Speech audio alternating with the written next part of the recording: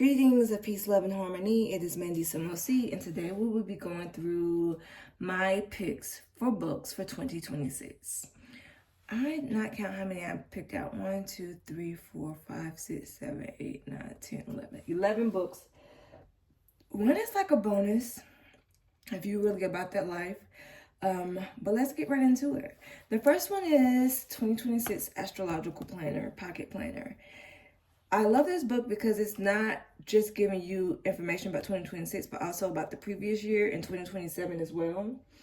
So, and I have a cat. One moment. All right, the next book, as you can see, is The Four Agreements. I love this book. It was the first book, or one of the first books I ever read when it was about time for me to go into like my spiritual journey. I read this book like way back in 2012, and it's a good book to revisit. It's easy to read. You can literally read it in a day if you are about that life. And I just always recommend it. It's simple, it's concise, it's to the point, and it's a GOAT. The Spirit of Intimacy. This book is really great. If you are interested in, let's say, deeply like decolonizing yourself, deeply looking at a different culture, deeply understanding what culture means, what it means to have, not necessarily culture, but what community means, and what it's like to truly live in community, and what it's like to truly like to gatekeep that community, to love it so much that you're willing to gatekeep for it. This book has helped me to decolonize my mind, along with some other reads, like All About Love. All About Love is one of my favorite books, and I cannot tell you how many times I've read it. I have 2 copies. They both look just like this. I've done book rituals in that organization I used to be in, also book ritual on this one. It's beyond amazing. Truly lets you know what love is and gives a different perspective of what it is, because we oftentimes think about love as this lovey-dovey thing and this involves somebody else, and no. Love is an internal journey. It's spirit-led. It requires energy, hard work, and accountability. The biggest thing. The Mind and the Brain, Neuroplasticity, and the Power of Mental Force. This book right here is literally my first book that I read. This started my spiritual journey. I'm a nerd. I have a chemistry degree, a bachelor's of science in chemistry. And the reason why I became spiritual in the first place is because Christianity just wasn't cutting it for me. I had so many questions that Christianity wasn't answering. And so my last year at school, we had a class, and I think it was PChem, and in it they were talking about quantum physics, and this guy, Brian Greene, was doing like, he was talking about electrons and how nothing is together, everything is energy, and you can't see things until you observe it. And I was like, this is spirit. He's describing God. Like, he's describing how energy works, how spirit works. He's describing it. And that is what I realized that I wasn't Christian. And so after I got from college, I started studying everything, like everything. And this is one of the books that I studied, Neuroplasticity and the Power of Mental Force. I read this book from front to back. It is a chunker. If you are interested in truly changing your mind in a new perspective, it is academic. I mean, he's a doctor, MD, but he gives these case studies about stroke survivors who have literally able to rewire their mind, learn how to walk again, talk again, do things again, all by rewiring their brain. And it's the same thing about manifesting. It's the same thing about doing different things, doing new things, and creating a new reality for yourself. It's neuroplasticity, the difference between the mind and the brain. Oh my God, gotta read this one. As you can see, I nerded out. Another one, this is not in order, by the way. I probably should have got an order. I went by size. Anyway, that one's going to be an extra one. The Power of Now. Really love this book. I read this year. I've heard a lot about it. Of course, I almost said Vince Staples. Kendrick Lamar had Old Boy on his album, and the author Eckhart Tolle on his album, and I was always intrigued by it.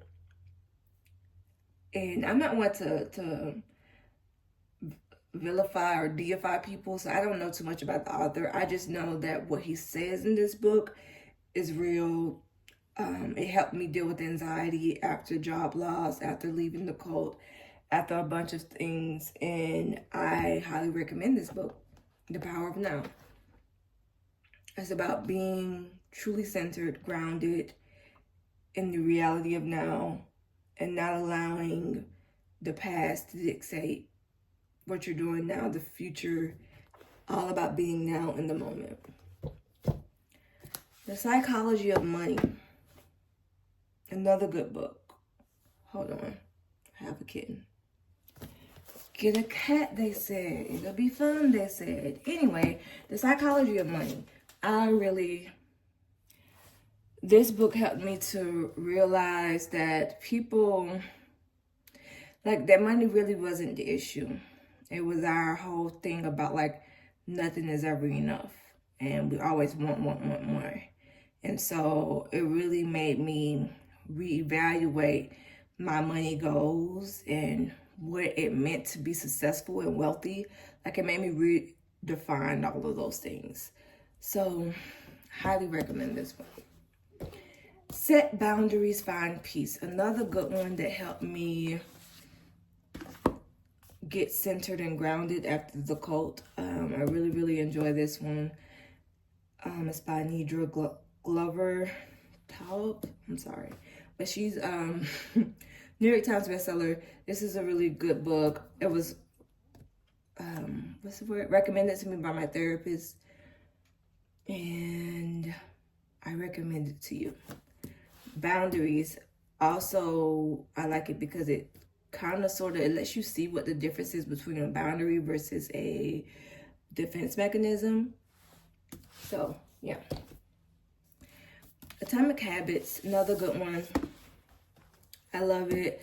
Atomic Habits is one of the things I read in 2024. Yeah, 2024, that really made me, that I'm using now. Like, I wasn't able to apply it until now, which is why I loved it. Because this whole idea of, like, building habits. Sometimes when we create goals, we try to do big things, boom, like that. But it's like these small little habits, doing it bit by bit. I love the breakdown.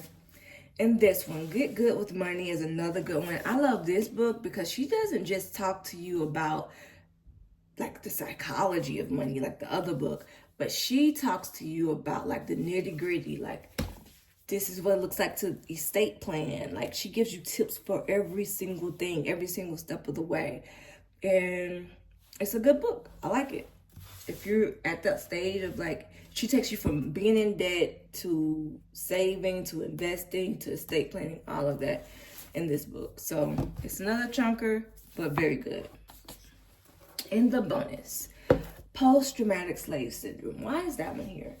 If you are truly into decolonizing your mind, if you're truly into understanding the depths in terms of, like, especially if you're Black or you grew up in, if your ancestors or were involved in being victims of chattel slavery, it lets you know the impact that it has on even you right now and what you can do to kind of, to heal that, not to kind of heal it, but to address it and heal it.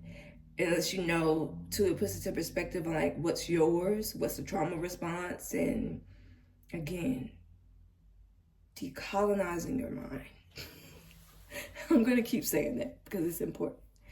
But this book, too, was one that I wish that people would internalize more. And I also wish that people would internalize what decolonizing your mind means truly, because the cult leader was big on decolonizing mind and blah, blah, blah. But she used it as a crutch. Like, for instance, she loved Spirit of Intimacy book. And because they're big on community there, in this book, she would use it as like a manipulative tactic.